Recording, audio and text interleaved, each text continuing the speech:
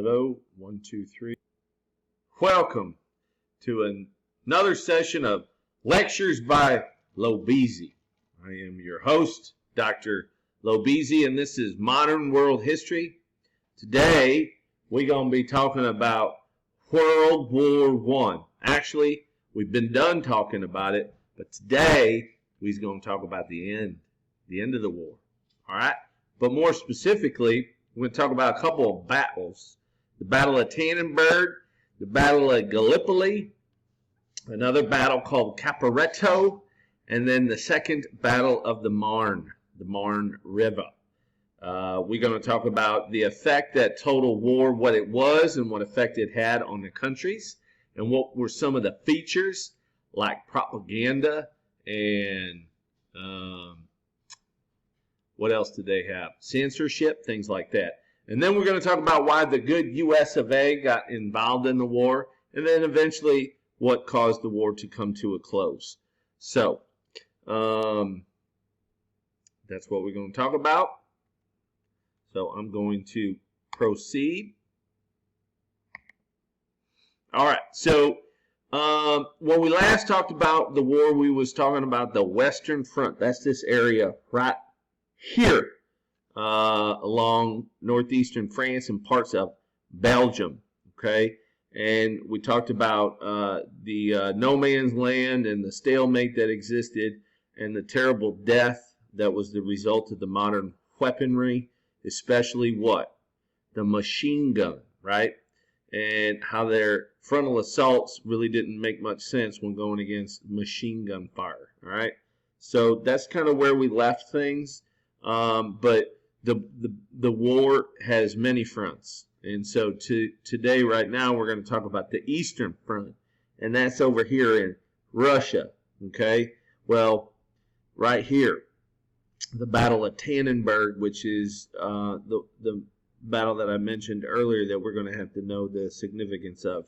But well, at the end of one of the last videos, we talked about the Schlieffen Plan, how that was Germany's plan to avoid having to fight a two-front war, right? Failed.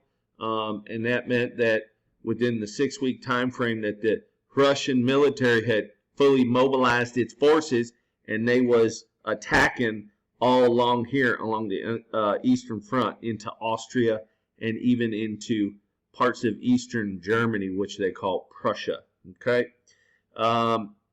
Whereas on the Western Front, the fighting was inconclusive and it was a stalemate. That was definitely not the case on the Eastern Front, especially where the Germans and the Russians are concerned. The Germans were much more prepared to fight.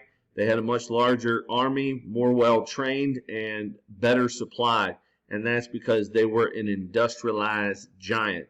And although Russian was a big country with a very large population, it was economically backwards. You know what that means?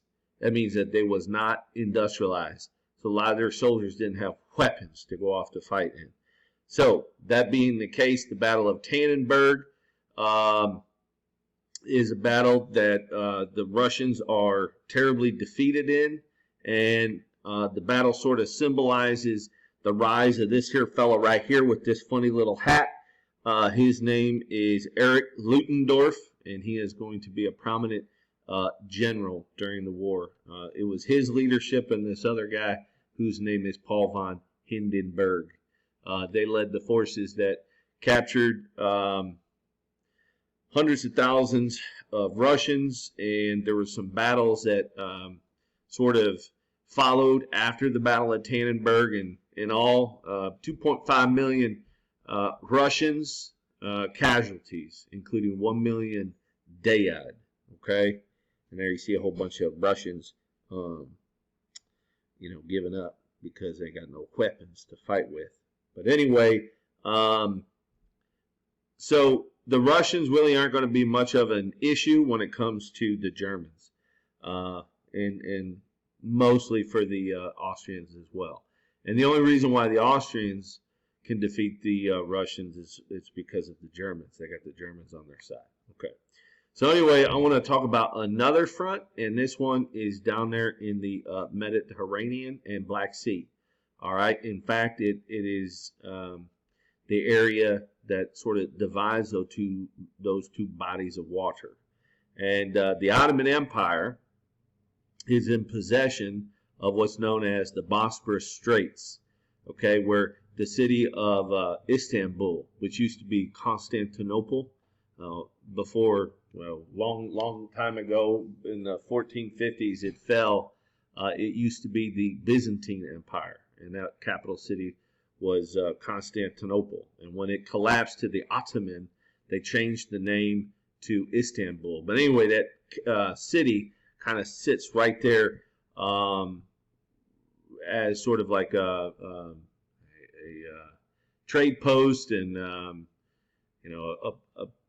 a major trade city that divides the Black Sea, or separates the Black Sea from the Mediterranean. Okay, so anyway, with the Ottoman joining the Central Powers, meaning they side with Germany and Austria, they decide that they's going to cut off the waterway, the Bosporus, from the Russians, and not allow the Russians to travel out into the Mediterranean. Okay, and so they successfully do that and bottle up their navy up there in the Black Sea. And so the Allies had a goal. You can see right here, there's a larger view. It's not the best map in the world, but you get the picture. So actually, this is the Bosporus Straits. This right here is called the Dardanelles, all right, which is sort of a peninsula down here on the, this is like a very long strait, and this is on the southern reaches of it. Well, anyway, this there fella, this British Secretary of the Navy, maybe you might be familiar with his name. His name is Winston Churchill. He will later on become famous because he will be the Prime Minister of Great Britain through World War II. But during World War I, he was Secretary of Navy, and what he did was he devised an amphibious assault, which means they're going to go by water and they're going to invade the land. And the goal was to open up the Dardanelles, the Bosporus Straits, and actually what they was hoping to do was to take Istanbul and then go ahead and knock the Ottoman Empire out to war. All right, and so what that campaign that was known as is called the Battle of Gallipoli. Okay, and it was a daring mission, but it was poorly executed. Okay, and the Brits, the Allied forces, suffered heavy losses. Okay, so you look right here. This is British forces, 350,000 men, with 25,000 killed. The Anzac forces, who are they? Them, the Australians, and then the Kiwis, the people from New Zealand. There were 74,000 there, and 10,000 died. The Frenchies, there was 79,000 and 10,000 killed. And then the Turks had 400K there and only 86,000 total killed. Well, actually, they lost more, but they were able to maintain control of the Dardanelles and keep the Allied forces at bay. So in January 1916, the Allied forces withdrew with more than 265,000 casualties, and they were unable to defeat the Ottomans and open communications up to Russia. Okay, so the Battle of Gallipoli is another example of an Allied failure.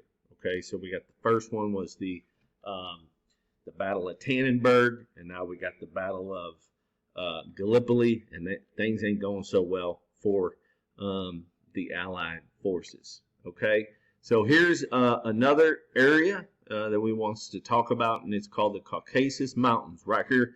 And if you notice, we've got the Russians on one side and then the Turks, who are the Ottoman, on the other. Okay, and so this mountain range, the Caucasus Mountains, there's a lot of oil there. It's actually will be important in an area of lots of fighting during World War II.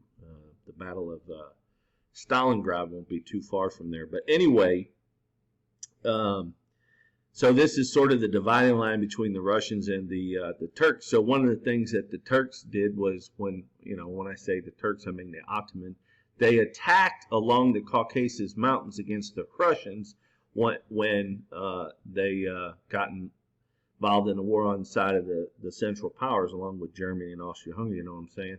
And they got defeated. Okay, so let's just kind of make sure we're kind of clear on the pecking order here. So the Russians got their clocks clean at the Battle of Tannenberg by the Germans, but the Russians defeat the Turks along here in the Caucasus Mountains. So that must mean that the Turks really aren't too good at fighting. But yet, what did the Turks do? They defeated the Brits and the Australians and the New Zealanders and the Frenchies who try to invade. So who knows who's the best fighter here, but at any rate, the Turks got so badly beaten that they blamed a group of people called Armenians. All right, see, there's this little segment of land here called Armenia, and in it are these Christian people who had lived under the control of the Ottoman Empire, and these here Armenians are Christians, and the Muslim or the Ottomans are Muslims, right? And so I guess they're treated as second-class citizens, and the Armenians didn't like being under the Ottoman yoke. So during the fighting, some of them took the side of the Russians, and the Turks, because they were humiliated in this defeat by the Russians, wanted to save face, and so they blamed the Armenians, even though not that many of them took up arms against them, but they wanted somebody to blame. And so look what they did. They rounded up a bunch of people that they suspected of being in cahoots with the Russians, and these here are Armenians, and they done hung them.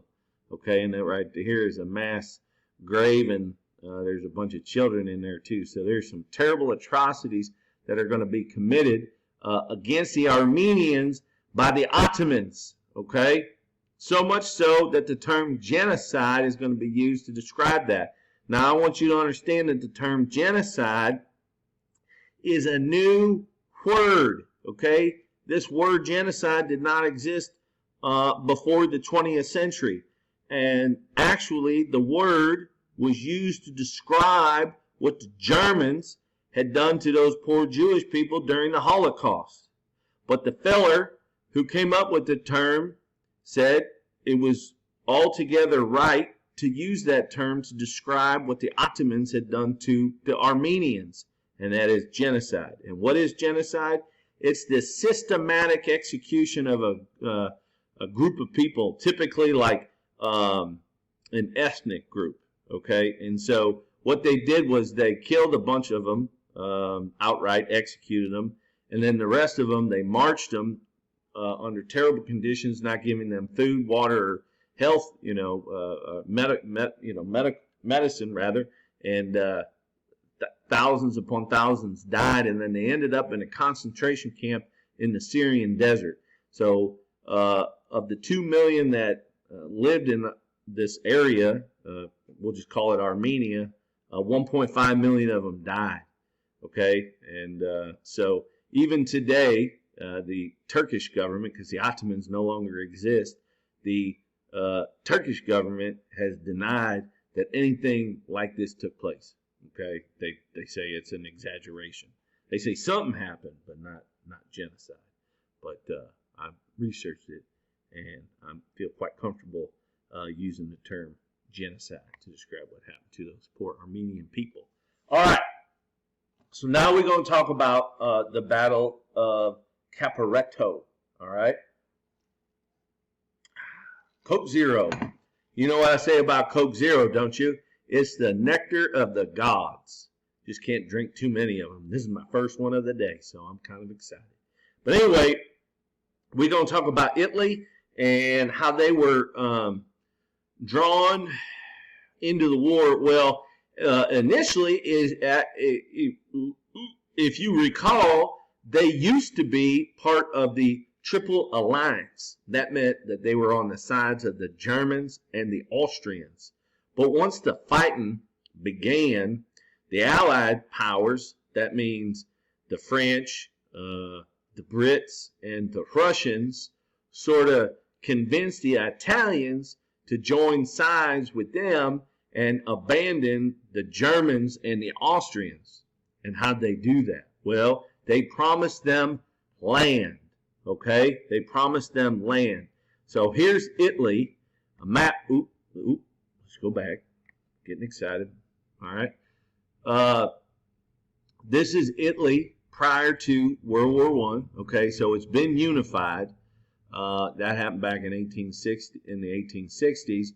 But these two territories right here, right here, and then right here, is the territories that are in the hands of the Austrians.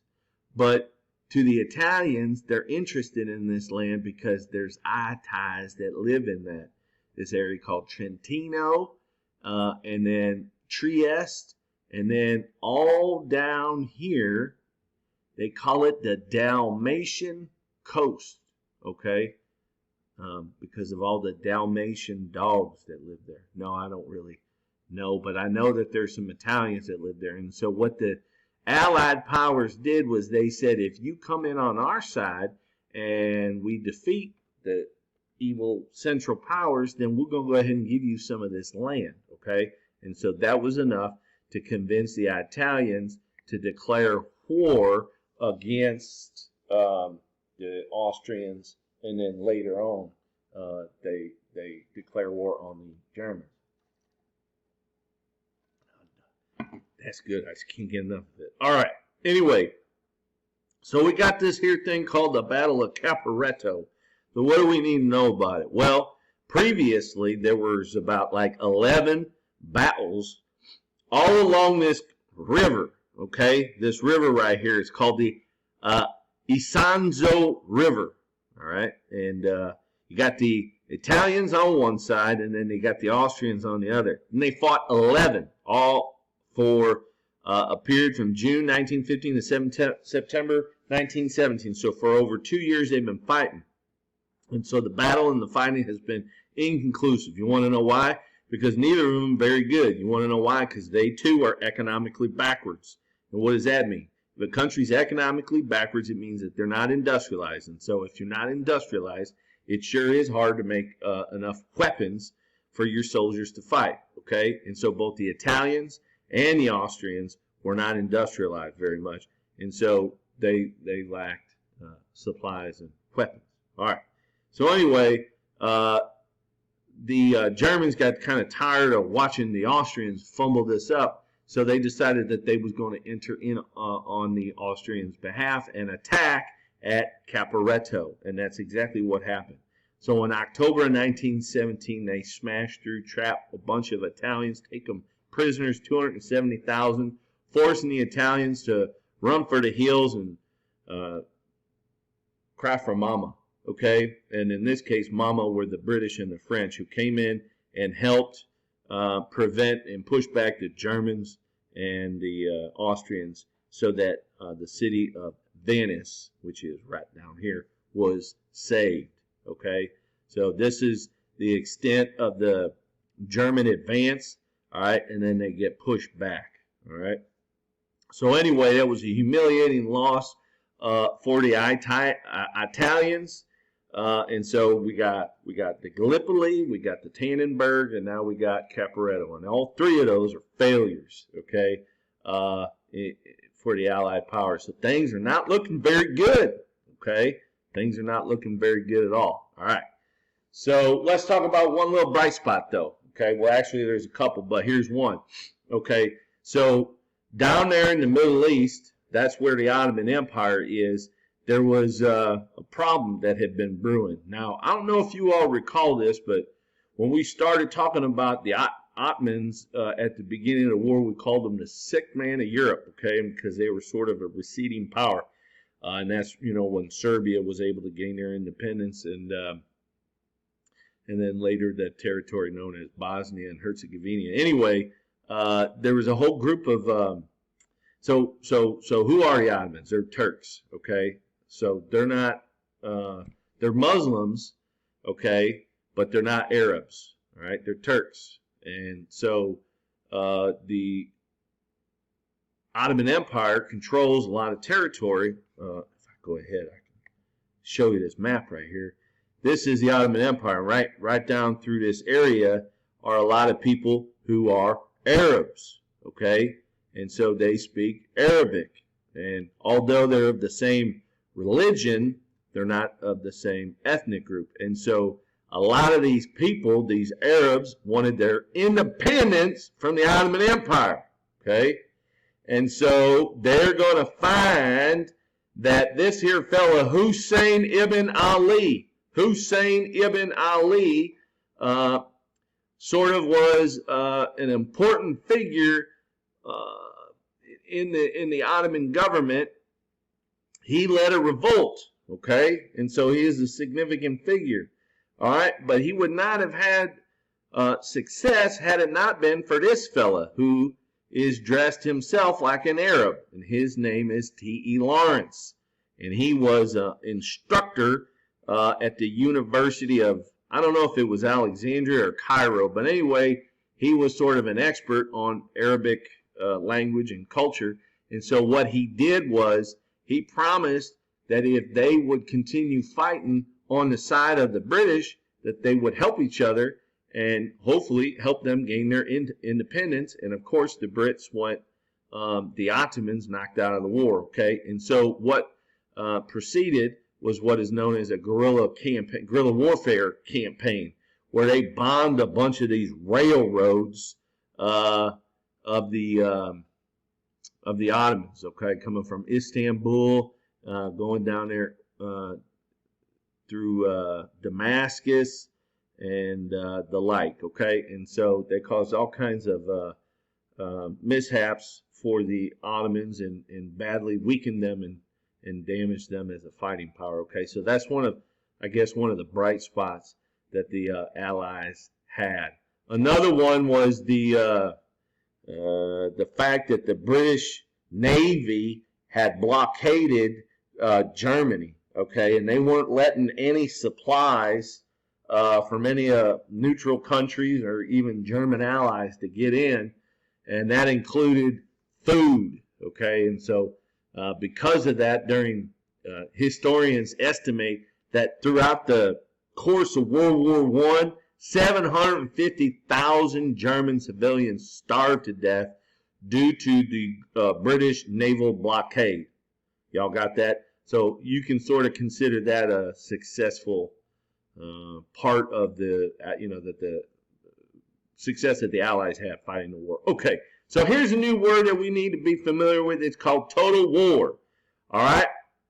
And so what that means is when a country finds that winning is or failure is not an option, that a country's survival is completely dependent upon victory, that the country, the government, must sort of rally and muster all forces so that the war can be won, okay? And so that the country becomes sort of singularly focused so that they can reach victory, all right, which is a V. And actually that fellow Winston Churchill was one of the guys who would go around, and he was photographed during World War II with his cigar in his mouth, and he would flash this gang sign. No, it's not a gang sign, but a lot of people say, why is he doing that? Does that mean peace? It's like, no, it doesn't mean peace. It means V for victory. Anyway, that was what the goal was for any country that was involved in World War I. It was total war.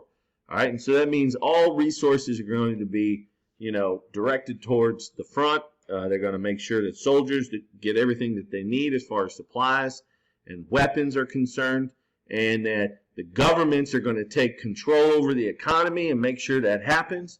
The government is going to make sure that morale of the civilian population stays high, that everybody is sort of supportive of the war effort, and they're not going to tolerate any divisiveness, any division, any people not being good little patriotic citizens.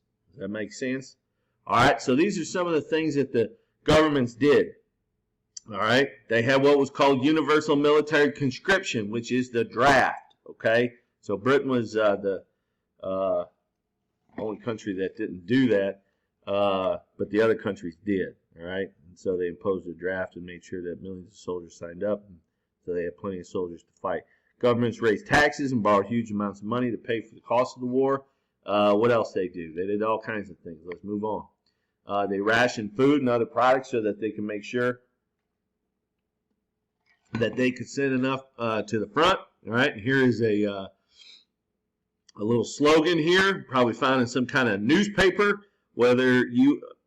So this is when the U.S. got involved. It says save: 1, wheat; 2, meat; 3, fats; 4, sugar. So these are the things that they're encouraging people not to consume, so that this stuff can be sent to the front lines for the soldiers, all right, to eat. Okay, and so and then down here over here is what is called a ration card. Okay, and so this person can purchase a certain amount of sugar with this ration card. Okay, so it's definitely limited. Okay, and so this is the way that the government makes sure that people, are willing to go without, so that the soldiers can go and be victorious. Okay, so rationing is another thing that governments did. Okay, so the governments began to take more and increasing control over the government, over the economy. All right, and began telling factories what they had to produce. You can't produce certain consumer items anymore. Instead of producing consumer items, the government orders. I mean, this is really topical. Right now, we're dealing with that COVID-19 coronavirus. All right, and the president of the United States ordered GM just a couple of weeks ago, maybe a week and a half ago, to produce ventilators. Okay, I don't know if you know anything about GM, General Motors. Do you know what they normally manufacture? That's right, they manufacture automobiles.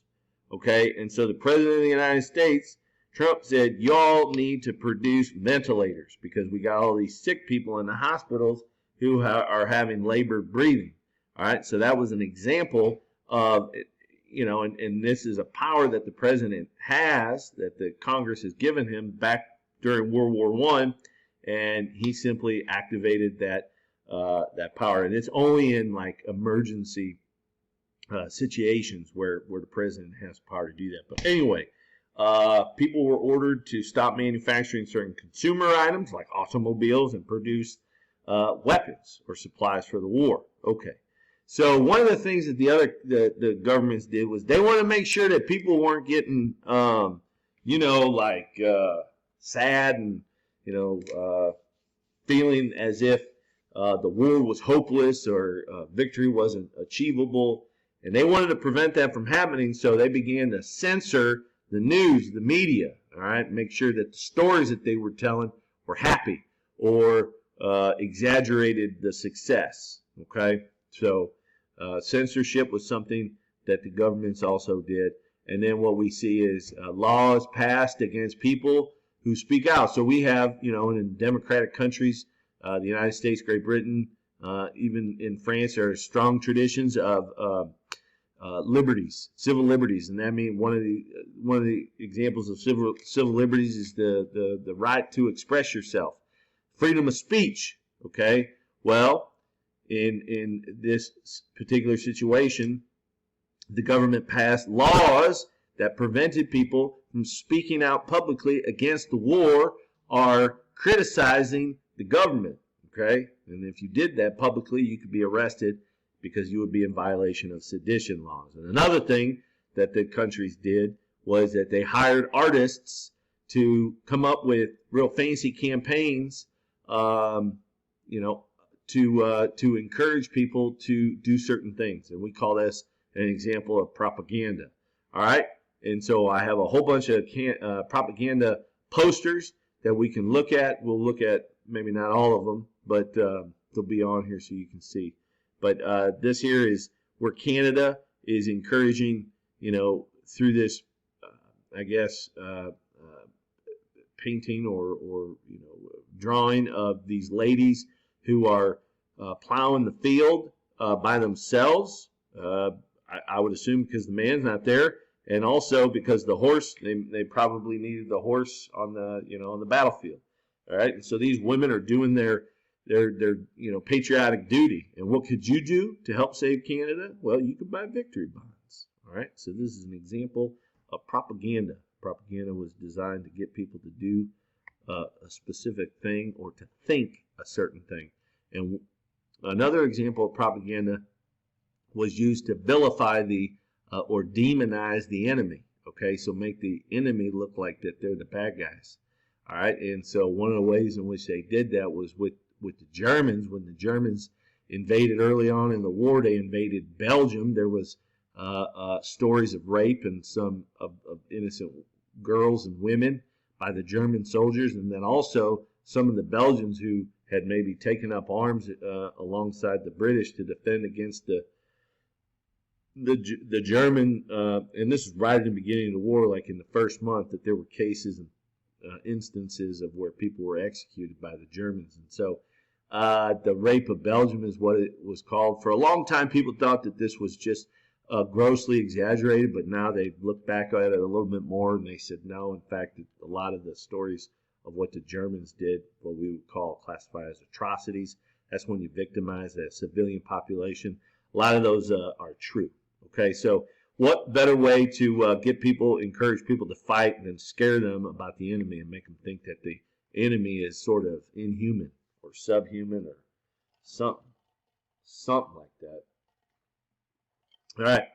They also needed women to enter the workforce because so many of the men were all fighting, and in this particular time period, sort of a traditional setup where the woman's responsibility lay in the home, and the man was the wage earner for the family. Well, if he's all fighting, who's helping to bring home the bacon? Well, the women. All right, and it wasn't because necessarily that they needed the money. It was because the country needed weapons. All right, and they needed supplies, and they needed to manufacture those things, and so they had all of these job openings and vacancies, and so the government began to tell women that it was their patriotic duty to go work in the war industries. All right, and that's what this propaganda poster is encouraging women to do. Okay, and that wasn't the only thing that they did. A lot of women joined the military as far as like as nurses. There were no combat or they weren't actually members of the army or anything like that. Nobody had them fighting, but oftentimes they served as nurses, and of course that was an extremely important job. Okay, and we're going to talk about later what sort of happened. Well, we'll go ahead and talk about it right now. So a lot of the jobs that the women did initially, the men didn't think that they could do, but the women proved that there wasn't any particular job that they weren't capable physically of tackling. And one of the controversies surrounding this is that when the war was over, when the fellers came back from the war front, the women were expected to leave the factories and give those jobs up to the men and go back into the kitchens, as it were. So a lot of countries decided after World War I was over that the women sort of deserved some kind of reward, if you will. And the countries of Great Britain, the United States, Austria, and Germany decided to give women the right to vote after the war. Okay, so that's what the 19th Amendment here is showing. Okay, oops, let's go right here. All right, and just here's some more propaganda posters trying to encourage people to do something. Primarily, it's to go fight and join the military. All right, because remember, Great Britain didn't have a draft, and so a lot of these are directed towards getting the British men to join the fight. All right. Anyway, moving on. So initially when the war broke out, the United States said, we're going to remain neutral.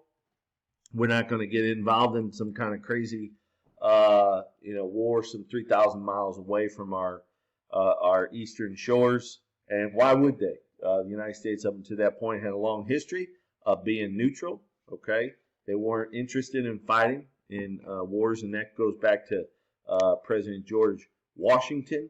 he encouraged or he advised that American presidents should beware of entangling alliances. All right, so the country was not going to get involved, but that didn't mean people didn't take sides. And because the United States speaks English, all right, and we got a lot of cultural ties with the Brits, most people supported the Allied powers. But there were a lot of German immigrants and Irish that decided that they would side with the Central Powers. Well, I can understand why a German would side with the Germans, but why did the Irish? Well, it was because the Irish had for so long been mistreated and they by the British, and they hadn't even gained their independence yet. And so the reason why the Irish supported the Central Powers was because they hated the British. Okay, so they was just against the Allied powers. Does that make sense?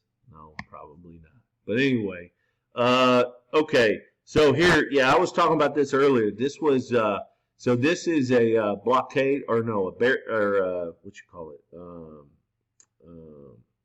counter blockade that the Germans have against the British. Okay, why?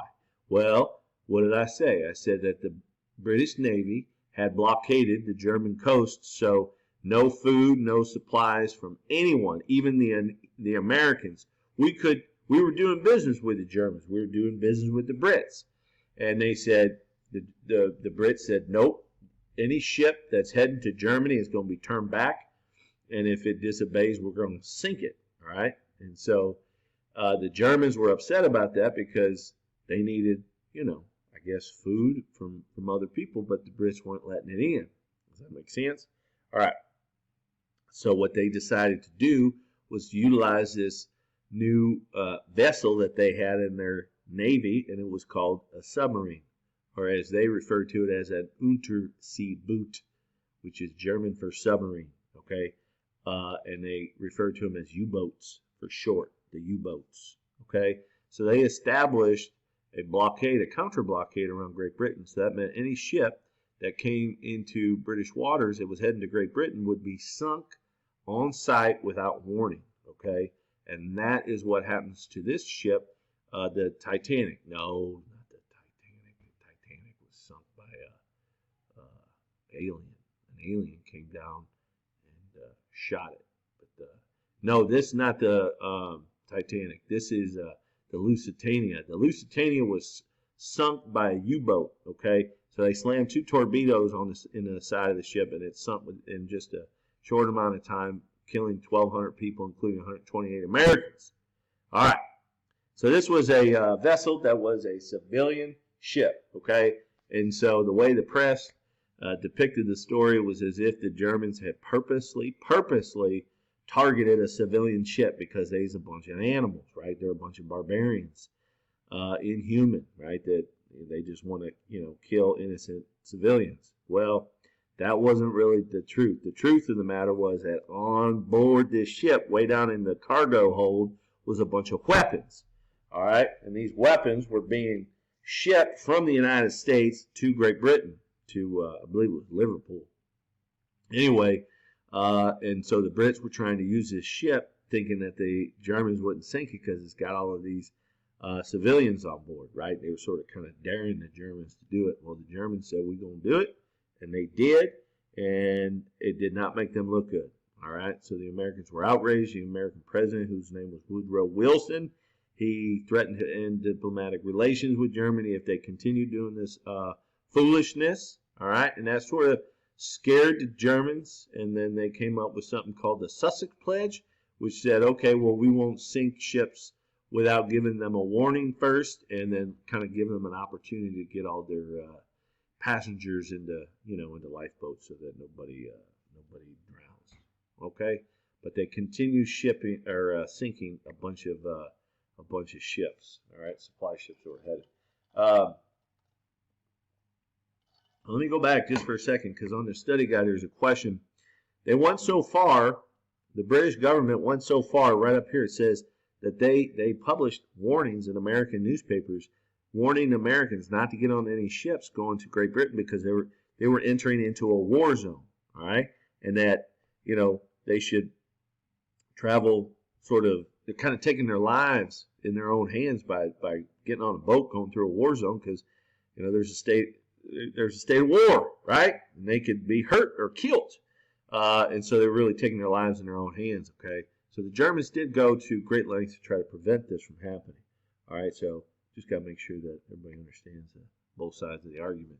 All right, so eventually the Germans decide that they're not going to be able to defeat the Allied powers unless they do something about Great Britain, because Great Britain is starving them out, and the only way that they could effectively defeat Great Britain is go back to sinking these ships on sight without any warning, which is known as unrestricted submarine warfare. So they decide that that's what they're going to have to do. All right, so starting January 1st, 1917, the German Kaiser announces they will sink all ships in British waters, hostile and neutral, on sight. Okay? And so what they start doing is they start really causing a great deal of strain on the British economy because and their ability to make weapons and feed themselves, because these are all the thousands of tons that are being sunk at the bottom of the Atlantic by the Germans. Okay, so they knew full well, all right, the Germans did, that if they was to do that, that was going to bring the Americans into the war. All right. Well, this unrestricted submarine warfare really doesn't work out very well, because what starts happening is they develop something known as the convoy system. All right. So these little supply ships right here, here, and here are going to be surrounded by naval vessels, and their job is to hunt out the enemy, especially the German U-boats. Okay. And so they would have planes fly overhead, and if they've spotted a German U-boat in the area, they'd radio down, and then one of these battleships or destroyers would go and sink it.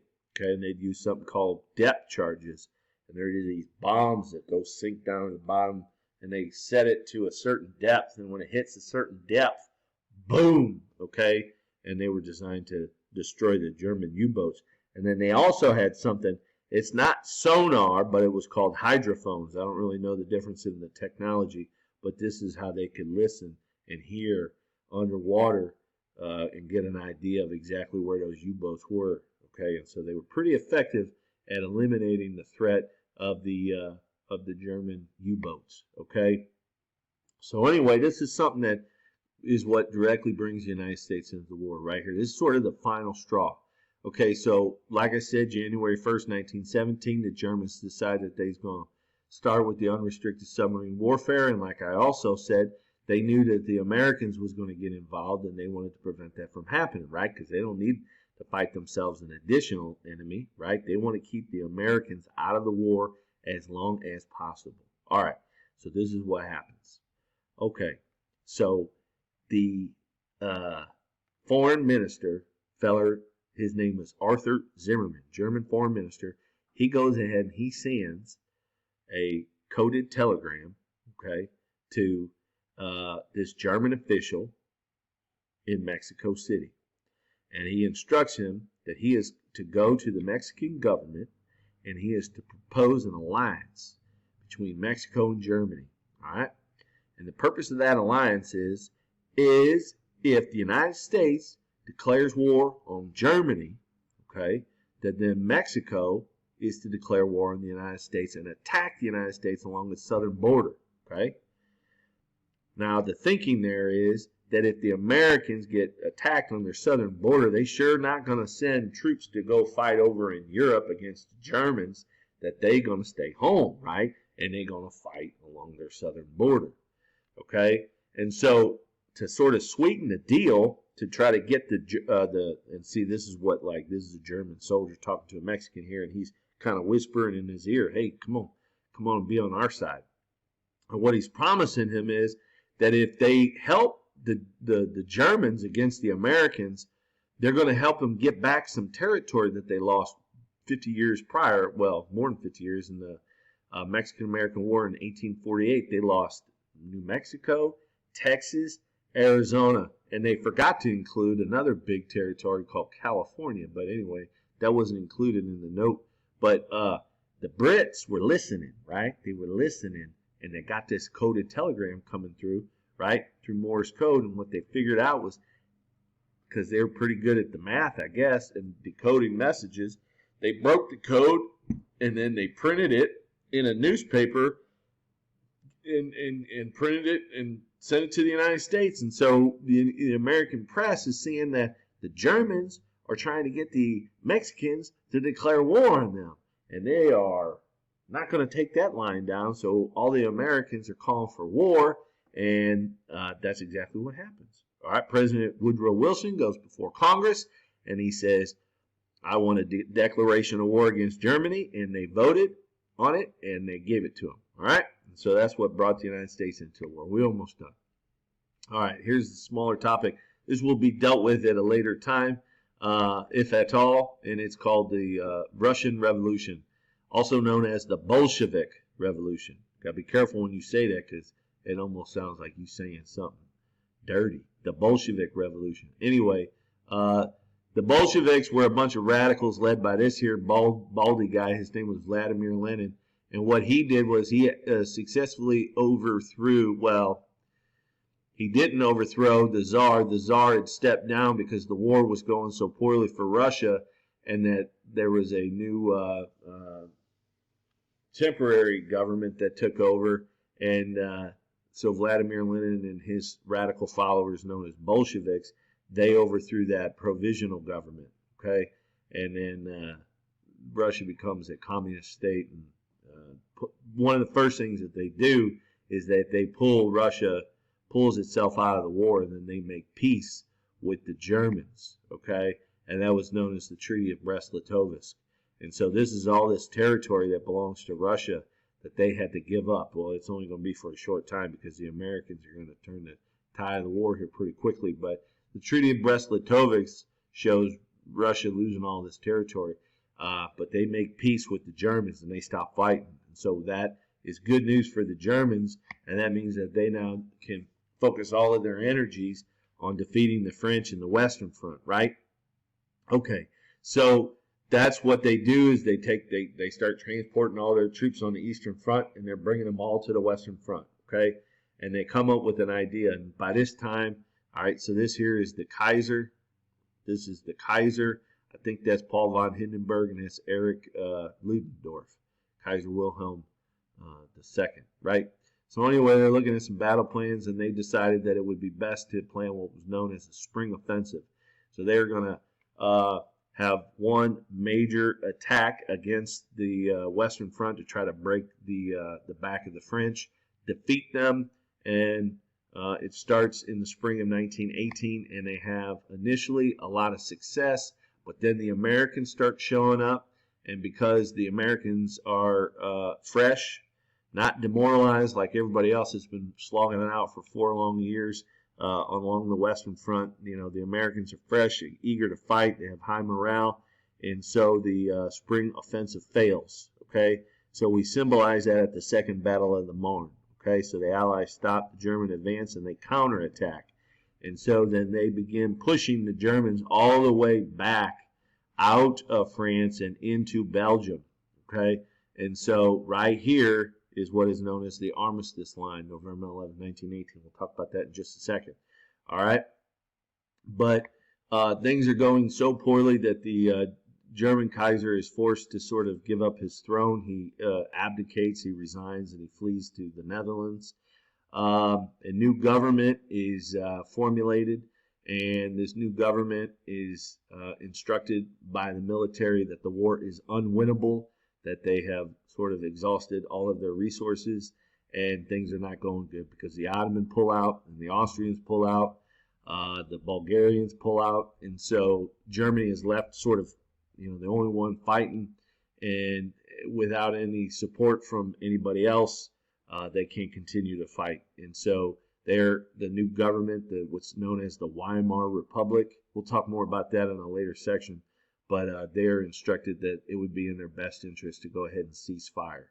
All right, and so they tell the Allied powers that they're willing to stop, and it's basically a surrender. But it's referred to as an armistice, okay? And it's November the 11th, 1918. Okay, so the ceasefire took place at the 11th hour of the 11th day of the 11th month. So at 11 a.m. on November the 11th, 1918, the ceasefire took place. And for a long time, that was known as Armistice Day. But today in the United States and in other countries, we honor it as Veterans Day. But anyway, that was the date at which World War I ended. Okay, so thank you for watching. The next video that you will get in this series will deal with the Treaty of Versailles. Okay, and that's a very important topic. But until then, please hit subscribe and like. Thank you all very much.